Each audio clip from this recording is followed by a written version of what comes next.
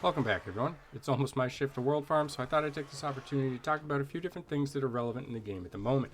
First up, while we're farming, let's talk about Blacksmith upgrades.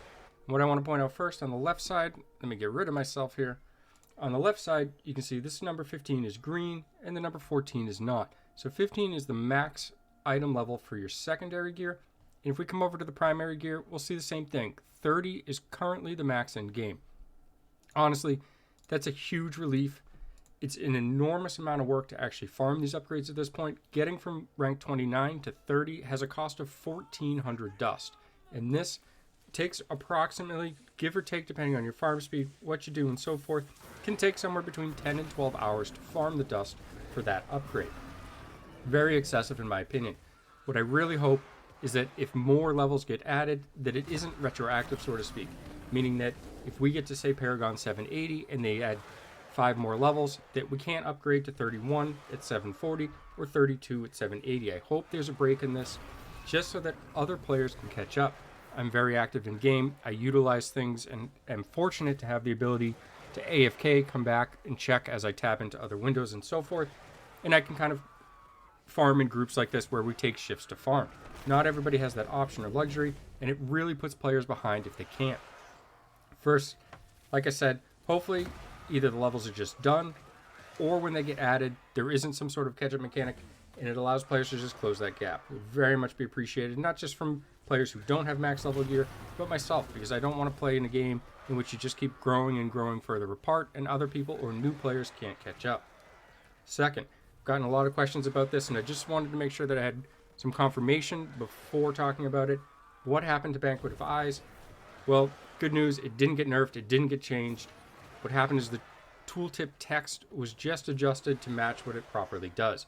Previously, it said that it would tick every second for 50,000 some damage, and it has been adjusted to now say that it ticks every 3 seconds. Much, much different, and you would just see massive chunks of health disappearing from players if it were in fact the first iteration. So this isn't adjusted. Are we going to be receiving, say, 6 regular gems, 1 legendary crest, and 5 scrap? No, because nobody spent any money for these set items. This is just something that you farm. Sorry, we're rotating leads here. So I don't expect any compensation in the mail from this. Not really deserved. Just the tooltip has been adjusted. It's still working the same way it was. So just happy to pass that on. Third, a lot of questions and comments that I'm getting, and I would be more than happy to do a full list for high reso, mid reso, and low reso if there's demand or interest in that. So feel free to leave this in the comments if it's something you're interested in, excuse me. But for the sake of this discussion in this brief video, I'm going to talk about a PvP tier list since the balance changes, just for the highest resonance, where things typically see, the most differences or the biggest differences between classes, because things become amplified the more powerful the characters are.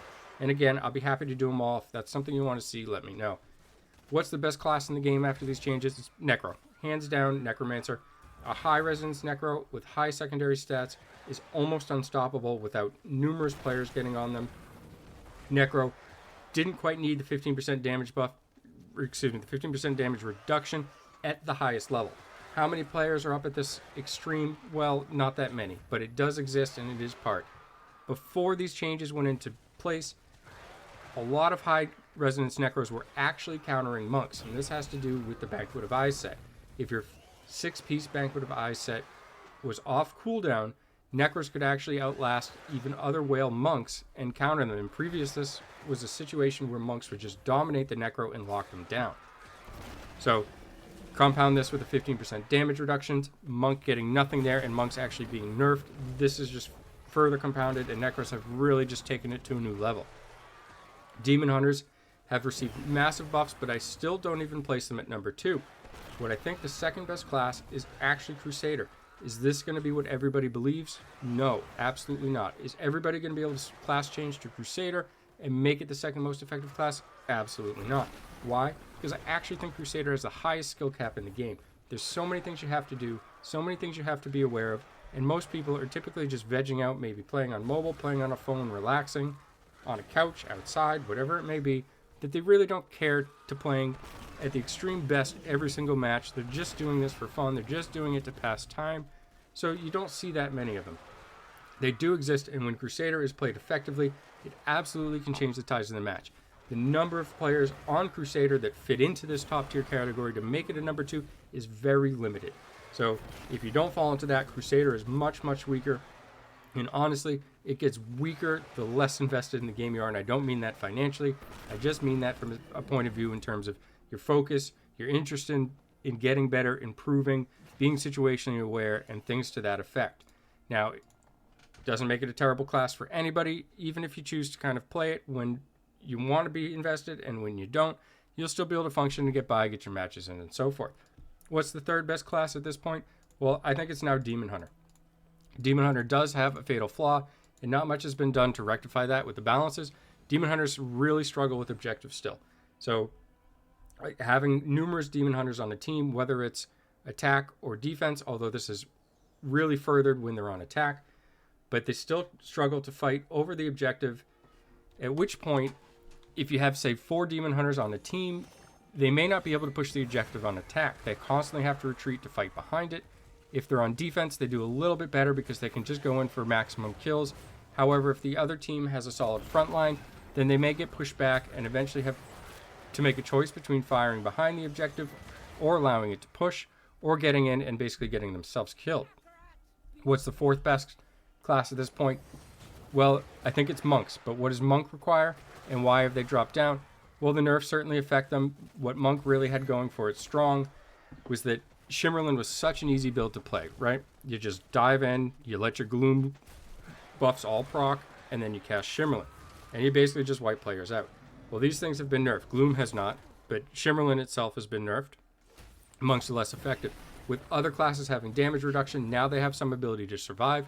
And monk has basically become something that can either pick one target to go 1v1, or if they engage on multiple targets, they pretty much don't make it out. And this is different than before, where they could just dash into 3 or 4 players, wipe them all, and just walk away.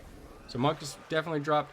There are still some very high resonance monks with high secondary stats that have been playing the class for a fair amount of time that will still and continue to do well on monk as well.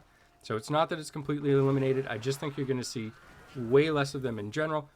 But the ones that you do see are probably ones that you're going to have in mind and are going to be an important part in the match that you're playing in more often than not. For the 5th and 6th slot, I actually think Barbarian and Wizard are basically tied. Barb suffered some enormous nerfs, perhaps overkill. I honestly think that it was too much in my opinion.